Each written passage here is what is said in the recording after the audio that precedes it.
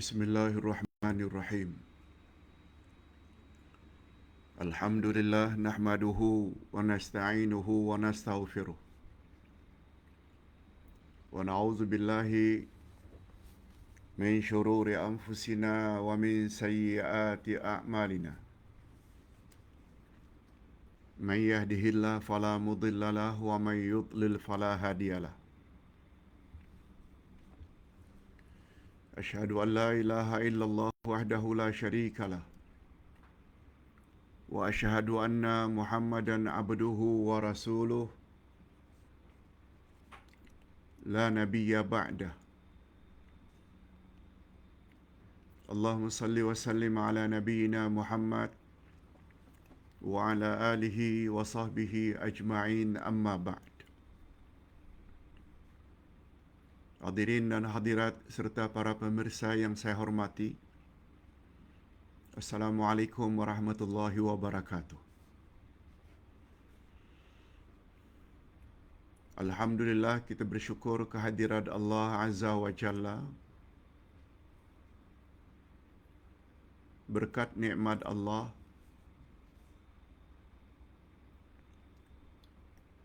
terutama nikmat kesihatan dan nikmat masa lapang, kita dapat sama-sama menghadirkan diri dalam majlis ilmu pada pagi ini yang akan membahas tentang ayat ketujuh. Ayat yang ketujuh dari surat Al-Fatihah.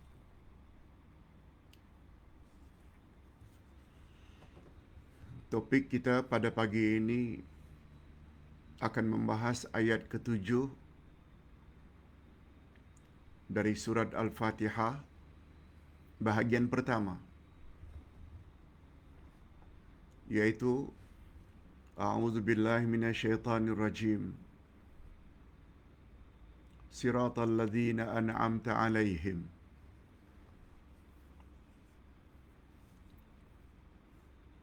Topik ini sangat penting sebab ayat ini adalah tafsiran daripada ayat sebelumnya, Ihdinas siratal mustaqim.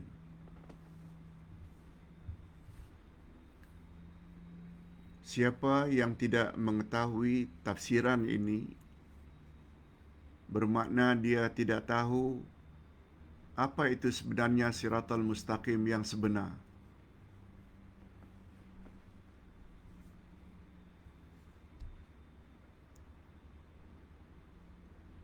Hadirin dan hadirat rahimakumullah, ayat terakhir ini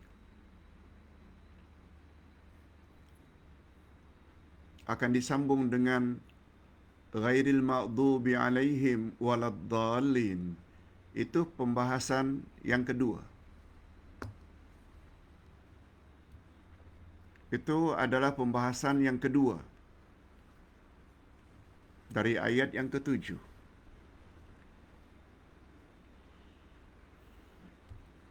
Hanya saja mohon maaf kalau kuliah kita pada pagi ini agak pendek. Sebab jam 11 Ustaz perlu beredar dari rumah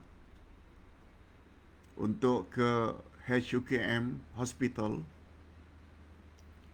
karena ada temu janji, appointment dengan doktor HUKM untuk check up setiap 4 bulan. Jadi hari ini hadirin dan hadirat tolong beri konsentrasi, fokus tentang tafsir ayat ketujuh bahagian pertama dari surat Al-Fatihah. Sebelum itu, sebagai mukaddimah, sebelum kita sambung dengan pelajaran hari ini, pelajaran terdahulu kita membahas tentang Ihdinas siratal mustaqim. Tunjuki kami Ya Allah, ke jalan yang lurus.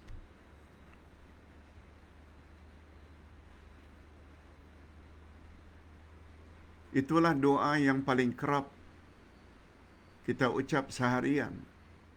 Minima 17 kali. Dan makna memohon hidayah ke jalan yang lurus bukan maknanya kita minta hidayah yang baru. Bila ditanya mengapa diulang-ulang doa serupa, ihdinas siratal mustaqim, kita sudah jelaskan pada minggu lalu bahawa faedah permintaan itu adalah lil istimrar. Lil istimrar maknanya kita minta hidayah itu berterus-terusan hingga akhir hayat.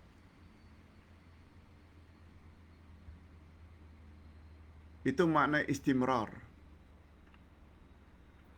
Bila ditanya mengapa Pak Ustaz kita perlu mendapat hidayah berterus-terusan, istimrar, karena hidayah atau iman seseorang boleh naik, boleh turun. Malah hidayah boleh dicabut oleh Allah bila-bila masa. Dengan kata lain, hidayah tidak senantiasa stable. Dia boleh turun, boleh naik. Boleh turun, boleh naik. Malah boleh ditarik atau dicabut oleh Allah hidayah itu bila Allah berkehendak. Sebagaimana permohonan kita pada ayat 8 surat Al-Ma'idah. Rabbana la tuzigh qulubana ba'da idh hadaitana wa hab lana min ladunka rahmah innaka antal wahhab. Ya Allah, janganlah engkau selewengkan hidayah yang telah engkau tanamkan di lubuk hati kami. Maknanya jangan kau cabut, ya Allah. Itu bermakna kemungkinan hidayah itu dicabut oleh Allah adalah di dalam kemungkinan. Sehingga orang yang tadinya Islam, beriman, dia akan jadi murtad bila hidayah dicabut oleh Allah. Okey. Nah sekarang yang kita minta siratal mustaqim, apa maksudnya Pak Ustaz? Hadirin dan hadirat, sebagaimana yang Ustaz selalu sebut, tafsir Quran yang paling tinggi kualitinya bila ayat Quran ditafsirkan oleh ayat Quran. Ini di antara contohnya. Ihdinas siratal mustaqim. Tunjuki kami ya Allah ke jalan yang lurus. Apa itu jalan yang lurus? Lalu ditafsirkan oleh Allah siratal mustaqim itu pada ayat berikutnya, yaitu siratal ladzina an'amta 'alaihim. Jalan yang lurus adalah jalan orang-orang yang telah engkau beri mereka nikmat. Kita masih kabur lagi. Siapa gerangan orang-orang yang telah diberi oleh Allah nikmat? Bahawa perjalanan mereka lah sebenarnya perjalanan yang lurus. Ditafsirkan lagi ayat itu oleh ayat yang ke-69 dari surat An-Nisa. Sebagaimana yang Ustaz tulis pada muka surat 119.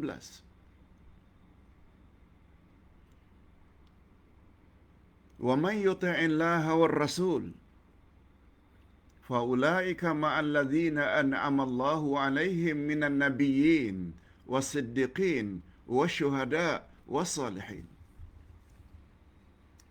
Siapa yang taat kepada Allah dan Rasul, mereka kelak akan bersama dengan orang-orang yang telah Allah beri mereka nikmat, yaitu nabi-nabi, siddiq-siddiq, syahid-syahid, syuhada, dan saleh-saleh, orang-orang salihin. Wa hasuna ulaika rafiqa, dan merekalah teman yang paling baik. Allahumma ja'alna minhum. Ya Allah, masukkanlah kami ke dalam golongan orang-orang yang telah mendapat nikmat itu, yaitu Nabiyin, Siddiqin, Syuhada dan Salihin. 4 kelompok manusia yang confirm telah mendapat nikmat daripada Allah, dan perjalanan mereka lah sebenarnya perjalanan orang-orang yang berada di atas jalan yang lurus. Okey, setelah kita tahu tafsir Quran dengan Quran, Ihdinas siratal mustaqim ditafsirkan oleh siratal ladzina an'amta alaihim, iaitu jalan orang-orang yang telah engkau beri nikmat. Kita masih kabur lagi siapa gerangan orang-orang yang confirm telah mendapat nikmat Allah itu. Allah jelaskan pada ayat 69 An-Nisa. Mereka adalah para nabi, para siddiqin, syuhada dan salihin. Lalu apa pengajaran yang dapat kita ambil dari ayat tersebut? Ini dia. Lihat muka surat 121.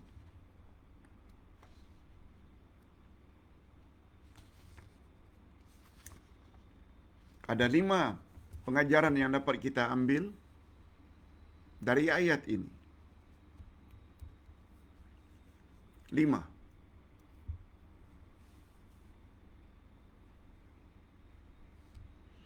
Yang pertama sekali, kalau kita benar-benar ikhlas ingin senantiasa berada di atas siratal mustaqim, ini kalau ingin, semua kita ingin, sebab dapat siratal mustaqim di dunia, kita akan dapat melalui siratal mustaqim di akhirat dengan lancar dan laju menuju ke syurga. Siapa yang ingin dan benar-benar ikhlas ingin berada di atas siratal mustaqim, kita hendaklah jadikan 4 kelompok ini sebagai role model kita, contoh teladan kita.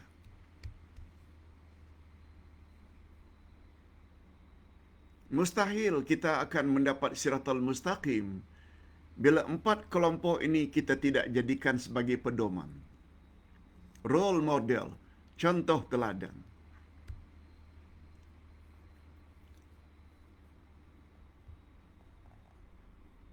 Siapa mereka? Nabi-nabi, siddiq-siddiq, orang-orang mati syahid, dan orang-orang saleh.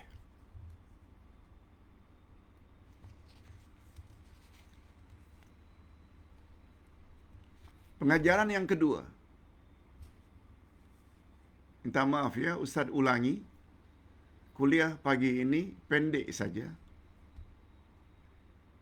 Tapi percayalah, pendek tapi padat. Kandungannya penting belaka. Pengajaran yang kedua, Allah Subhanahu wa taala sebut An-Nabiyyin dulu, kemudian disusuli dengan Siddiqin, kemudian Syuhada, kemudian Salihin. Allah sebut secara tertib urutannya. Nabiyyin dulu, para nabi.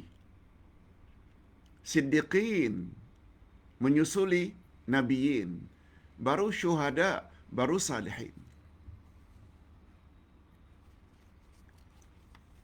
Bagi kita umat akhir zaman,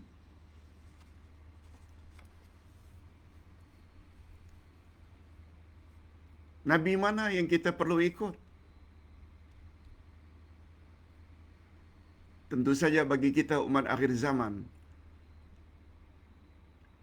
sikap, perbuatan, akhlak, akidah, nabi yang kita perlu ikuti adalah Nabi Muhammad sallallahu alaihi wasallam. Sebab Ustaz pernah sebut, prinsip agama dari langit 2 saja. Sembahlah Allah yang Maha Esa. Jangan dia disekutukan. Yang kedua, dekatkan diri kepada Allah dengan beramal saleh sebagaimana yang telah ditetapkan atau yang digariskan oleh Rasul.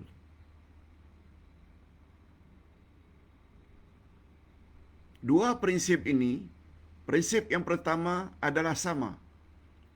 Semua umat, para nabi, sembah Allah yang Maha Esa. Tapi, ketika mereka menyembah Allah yang Maha Esa, cara mereka berbeza. Umat Nabi Nuh ikut syariat atau cara ibadat yang diajar oleh Nabi Nuh. Umat Ibrahim ikut cara Nabi Ibrahim. Umat Musa ikut cara Nabi Musa. Dan umat akhir zaman kita mesti ikut cara yang diajar oleh Nabi Muhammad sallallahu alaihi wasallam.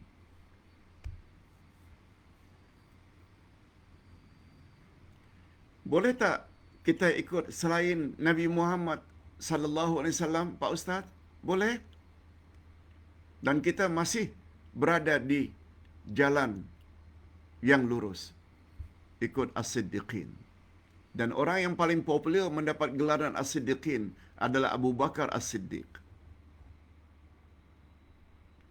Orang keduanya yang mendapat gelaran As-Siddiqah, anak Abu Bakar, yaitu Siti Aisyah radhiyallahu anha As-Siddiqah.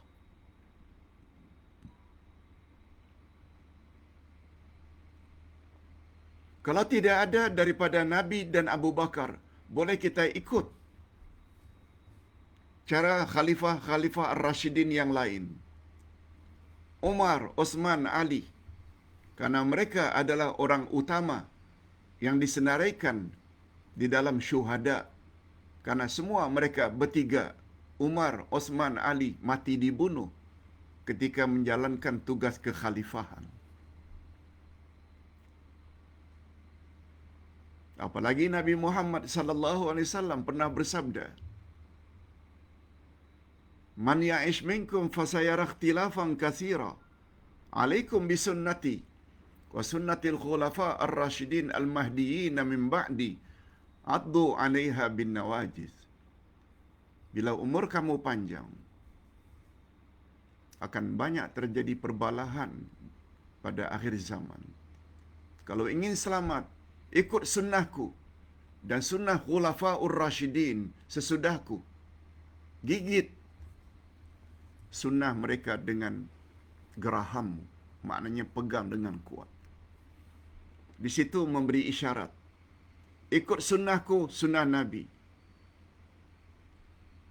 Ikut khulafa'ur rasyidin yang 4. Dia terdiri daripada Siddiq, Abu Bakar, Umar, Uthman, Ali, syuhada.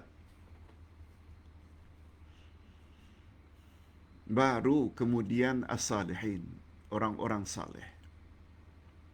Selain Nabi, selain khulafa'ur rasyidin, orang-orang saleh.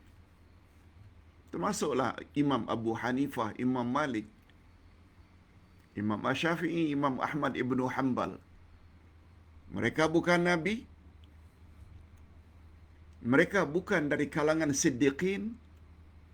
Mereka bukan dari kalangan syuhada yang kita sebutkan tadi.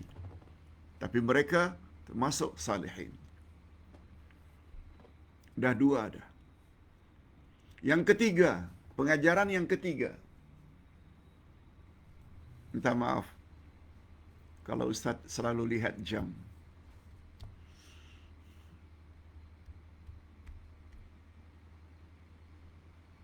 Pengajaran yang ketiga, disebut siddiqin setelah nabiyin. Ini menunjukkan derajat Abu Bakar sangat tinggi. Yang mendapat gelaran As-Siddiq hanya Abu Bakar. Dan anaknya Aisyah Siddiqah, wanita yang membenarkan apa saja yang disampaikan oleh Nabi Muhammad sallallahu alaihi wasallam.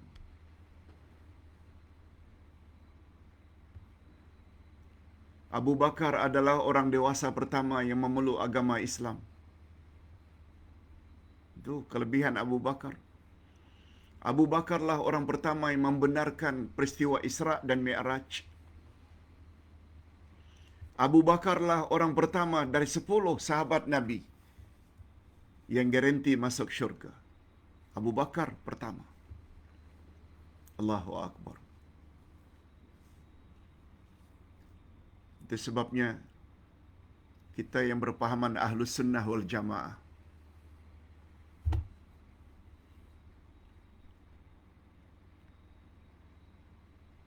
sangat tidak setuju dengan keyakinan orang-orang Syiah. Sila baca buku akidah yang Ustaz tulis. Akidah Ahlussunnah wal Jamaah jilid 3. Ada 12 akidah Ahlussunnah wal Jamaah.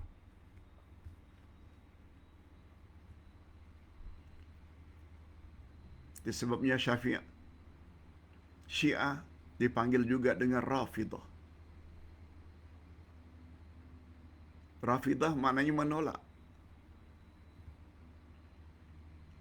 Menolak yang dimaksudkan setelah baginda wafat, menurut mereka yang paling layak menjadi khalifah adalah Ali. Itu sebabnya mereka anggap Abu Bakar, Umar, Osman, semuanya adalah perampas hak Ali. Sampai-sampai di dalam kitab Syiah disebut ketika mereka mencela luar biasa terhadap Abu Bakar dan Umar. Apa kata mereka? Dalam kitab mereka, tidaklah gandengan Abu Bakar dan Umar itu kecuali sama betul seperti gandengan Firaun dan Haman. Semua kita tahu Firaun sangat memusuhi Nabi Musa. Orang kedua yang paling kuat setelah Firaun, Haman, yang sama-sama mengejar Musa dan Harun serta Bani Israel untuk dibunuh. Firaun dan Haman. Syiah punya pandangan, keyakinan, tidaklah gandengan Abu Bakar dan Umar kecuali exactly macam gandengan Firaun dan Haman. Kedua-duanya confirm tempatnya neraka karena mereka menentang ajaran Nabi Musa. Sedangkan Abu Bakar dan Umar pula orang pertama dan kedua garanti masuk syurga. Na'udzubillah min dzalik. Jadi kata para ulama tafsir, meletakkan as-siddiqin setelah an-nabiyyin, ia memberi isyarat begitu tinggi kedudukan Abu Bakar as-Siddiq radhiyallahu anhu.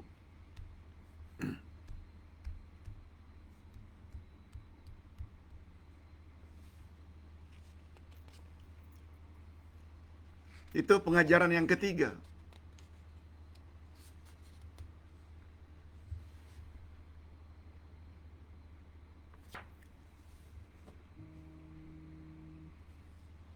Pengajaran yang keempat.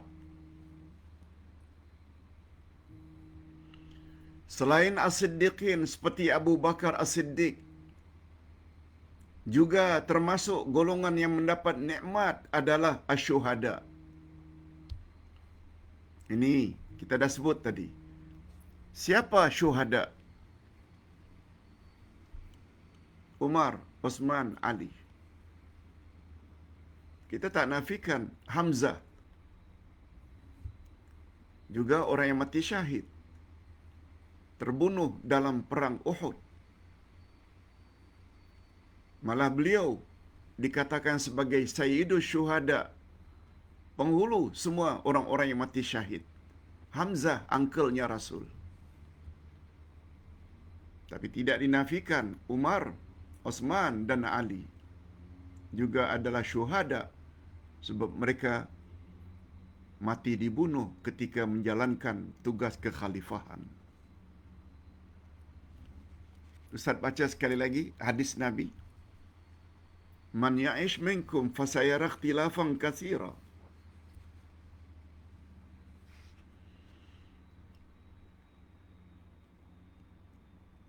Siapa di antara kamu yang punya umur yang panjang akan temui nanti banyak perbalahan dan pertelingkahan pada akhir zaman. Lalu kata Nabi, alaikum bisunnati. Kalau kamu ingin selamat, ikut saja sunnahku. Wa sunnatil khulafa ar-rasyidin al-mahdiyyin min ba'di. Dan ikut juga sunnah khalifah-khalifah ar-rasyidin sesudahku yang telah pun mendapat petunjuk. Addu 'alaiha bin nawajiz. Gigit sunnah-sunnahku dan sunnah khulafa ar-rasyidin dengan gigi gerahammu. Maknanya pegang kuat-kuat.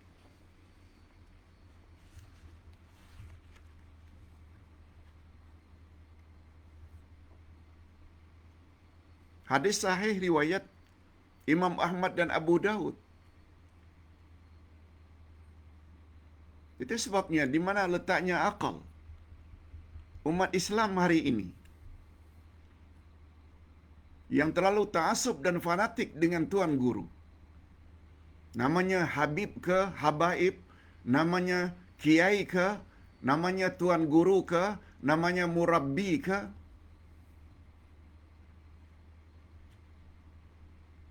Bila didatangkan ayat Quran, hadis Nabi, amalan para sahabat salafus saleh, mereka lebih memilih kepada pandangan lain. Di mana letaknya akal? Ini semua kata Allah. Ini semuanya tafsiran Al-Quran. Bukan ustaz reka-reka.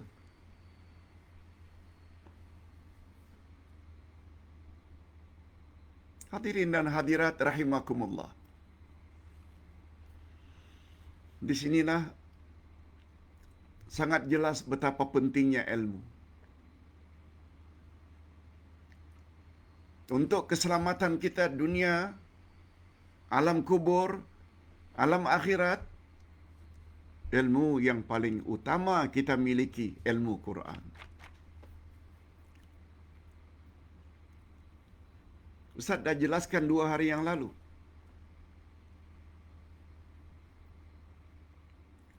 Ilmu Al-Quran ini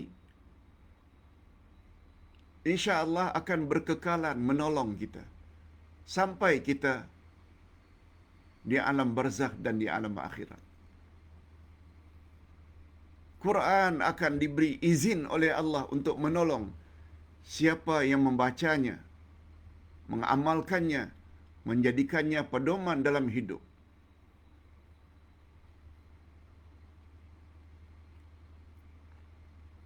Itu sebabnya Allah berfirman pada ayat 57-58 dari surat Yunus. Hei sekalian manusia, telah datang kepadamu mau'izah atau nasihat dari Tuhanmu. Itu Quran. Wa shifa'un lima fis sudur. Dia adalah penawar apa yang ada di dalam hatimu. Membuat kita tenang, tenteram dengan memahami Al-Quran. Sebab Quran dapat menghapuskan kita punya penyakit-penyakit hati, syirik, hasad, dengki, riya, ujub, takabur. Wahudan, Quran adalah pedoman, petunjuk. Warahmatun, dia adalah rahmat, kasih sayang. Lil mu'minin, bagi orang-orang yang beriman. Itu bermakna, andai kata Al-Quran tidak mau dijadikan sebagai penasihat, tak mau dijadikan sebagai penawar, tidak mau dijadikan sebagai petunjuk, tak mau dijadikan sebagai rahmat. Indirectly, secara tidak langsung, bermakna anda belum termasuk orang yang beriman. Mengapa Pak Ustaz? Allah yang sebut. Ya ayuhan nas, hei sekalian manusia, qad ja'atkum mau'izatun mir rabbikum. Telah datang kepadamu nasihat dari Tuhanmu, Quran. Wa shifaa'un lima fis sudur. Peranan Quran akan merawat atau mengobati apa yang ada di dalam hatimu. Wa hudan, Quran adalah petunjuk. Wa rahmatun, dia adalah rahmat lil mu'minis, lil mu'minin. Allah tidak sebut linnas, untuk manusia. Dia adalah mau'izah, dia adalah syifa, dia adalah hudan, hidayah, dia adalah rahmat lil mu'minin, untuk orang-orang yang beriman. Minta maaf kalau Ustaz simpulkan secara mafhum, secara tersirat.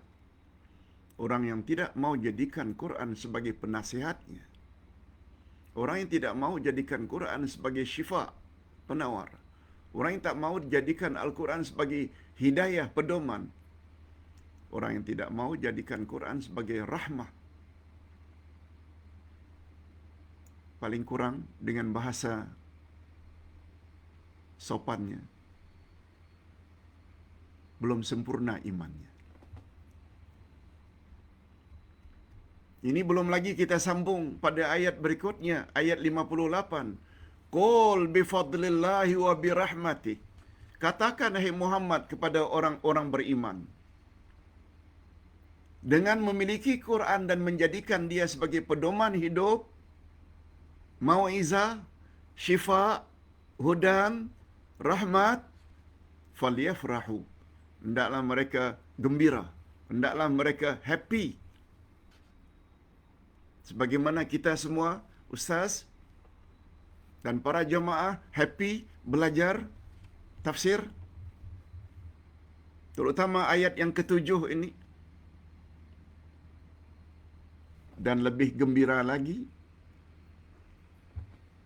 penghujung ayat, huwa khairum mimma yajma'un. Quran yang kita miliki itu dan kita jadikan pedoman, khairun, better, mimma yajma'un, daripada apa yang kita himpun dan kumpulkan selama ini. Kita kumpul rumah, kita kumpul kereta, kita kumpul harta, kita kumpul anak cucu, keluarga, kita kumpul jabatan, kedudukan, status. Semuanya itu tak ada arti bila dibandingkan dengan memiliki Al-Quran.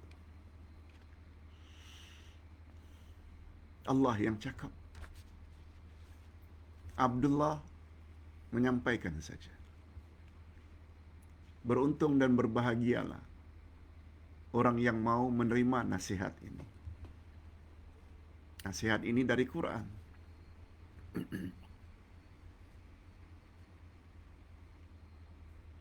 Tolong doakan Ustaz supaya sehat dan terus dapat menyampaikan kebenaran ilahi.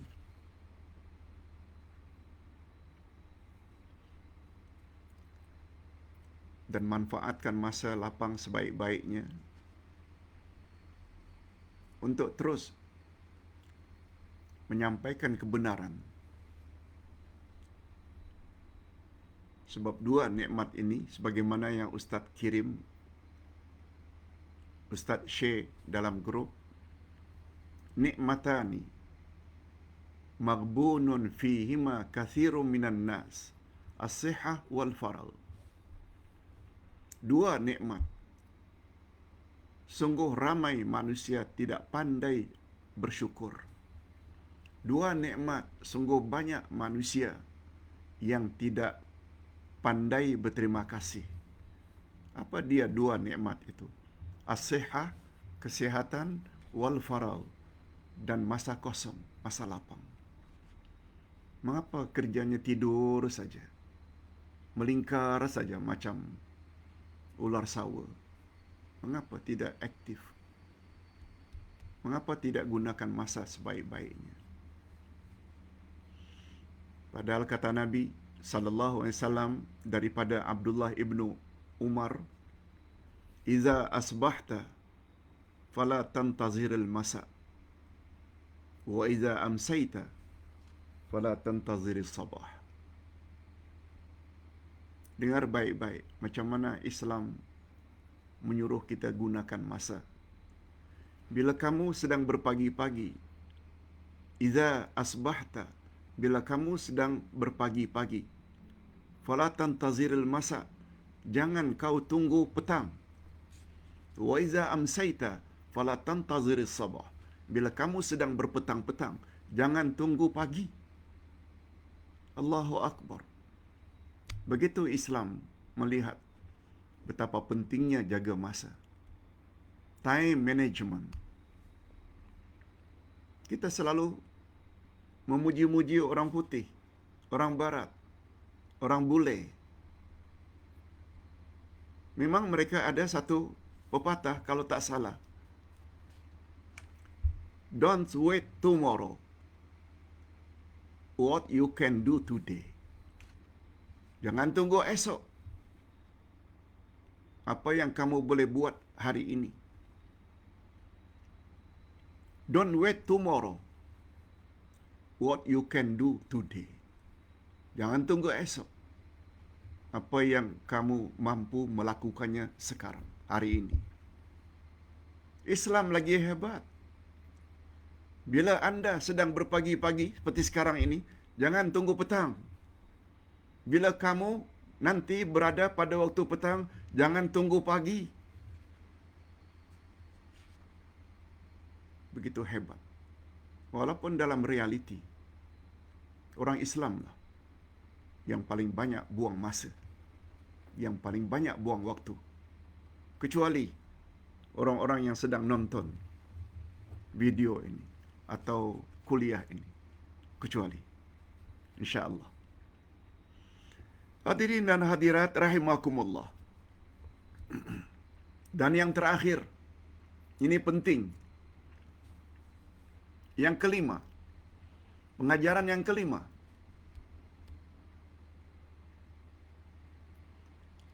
Allah Subhanahu wa taala buat urutan orang-orang yang confirm mendapat nikmat dari Allah, dan merekalah orang-orang yang confirm berada di atas jalan yang lurus. Diawali dengan nabi-nabi, siddiqin, syuhada dan salihin. Walaupun Ustaz sudah sebut tadi pada poin yang kedua, tapi lebih mantap lagi bila kita tahu perkara ini. Poin yang kelima. Rasulullah sallallahu alaihi wasallam bersabda dalam hadis sahih riwayat Imam Muslim, "Ibda bima bada Allahu bihi." Mulailah oleh kamu apa yang Allah telah mulai.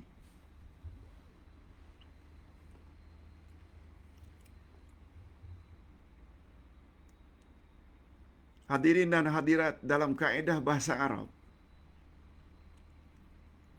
karena Al-Quran ini bahasa Arab, bahasa Arab ada kaedah, ada formula.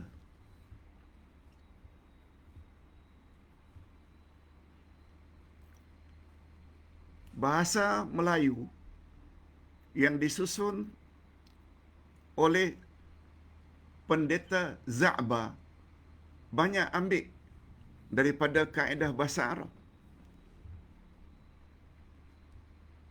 Baru kita tahu setelah kita belajar di Arab, banyak persamaan kaedah itu.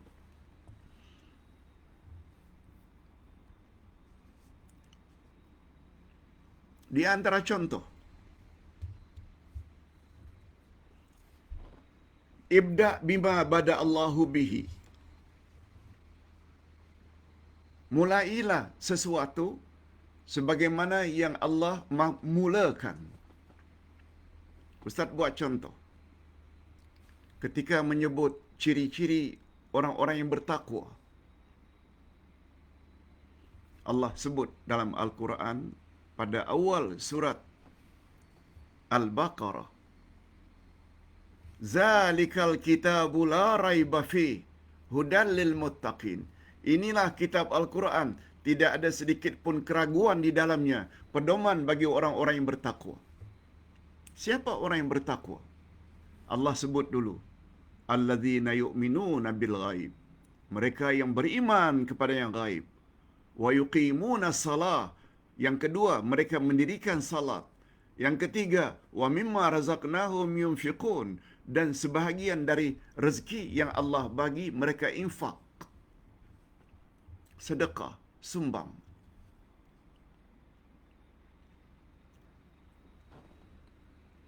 Coba perhatikan. Apa sifat nomor satu orang yang bertakwa? Alladzina yu'minuna bil ghaib. Itu menyangkut akidah. Dalaman. Iman. Yu'minun, iman. Yang kedua, yuqimuna salah. Ibadat. Menjalin hubungan baik dengan Allah. Mendirikan salat. Wa mimma razaqnahum yunfiqun.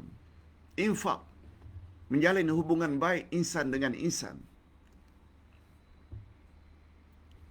Itu urutannya.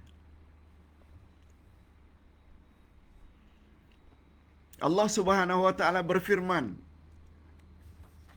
tentang beruduk. Surat Al-Maidah ayat 6. Surat Al-Maidah ayat 6. Idza qumtum ila salati faghtasilu wujuhakum wa aydiyakum ila al-marafiq. Apabila kamu akan mendirikan salat, maka hendaklah kamu beruduk dengan membasuh mukamu, kemudian tangan hingga ke siku, kemudian sapu kepalamu, kemudian basuh kakimu. Coba lihat urutannya. Muka dulu. Kemudian baru tangan. Sudah tangan baru kepala. Sudah kepala baru kaki. Itu maksudnya, mulailah olehmu sebagaimana yang Allah telah mulai. Bila kita buat terbalik, kaki dulu atau kepala dulu atau tangan dulu baru muka, tak sah uduk kita. Demikianlah juga tentang sa'i. Inna safa wal marwata. Mesti dari safa dulu baru ke marwah. Tak boleh terbalik. Tak boleh memulai daripada marwah.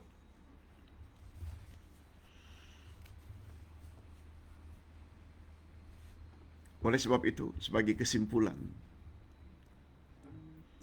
atas dasar itu sangatlah tidak layak, atas dasar itu sangatlah tidak wajar, atas dasar itu sangatlah tidak patut jika terdapat dalam masyarakat umat Islam yang terlalu ta'assub dan fanatik kepada mana-mana tuan guru. Apakah namanya ustaz, apakah namanya kiai, apakah namanya habib-habib, melebihi dari 3 golongan terdahulu. Apa dia 3 golongan terdahulu? Sebab habaib, tuan syekh, tuan guru, pak kiai, itu as-salihin. Apa sebelum as-salihin? An-nabiyyin, as-siddiqin, asy-syuhada. Sangat tidak wajar kita ketepikan hadis Nabi, ayat Quran. Kita ketepikan Abu Bakar, Umar, Osman dan Ali. Mereka adalah sahabat. Dengan kata lain, baru namanya kita ini berakal bila kita dalam beragama ikut salafus salih. Salafus salih yang terdiri daripada para sahabat, tabi'in dan atba'ut tabi'in. Mudah-mudahan apa yang kita sampaikan ini ada jugalah manfaatnya